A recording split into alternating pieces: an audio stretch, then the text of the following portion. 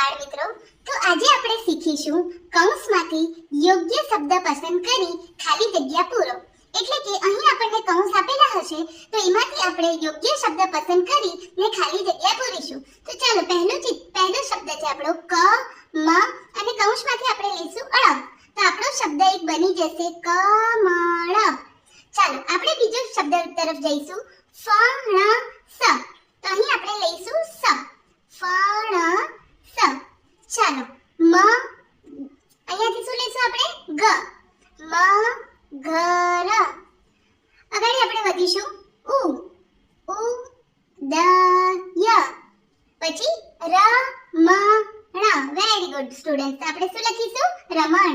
Button. આગળ આપણે વધીશું રમત.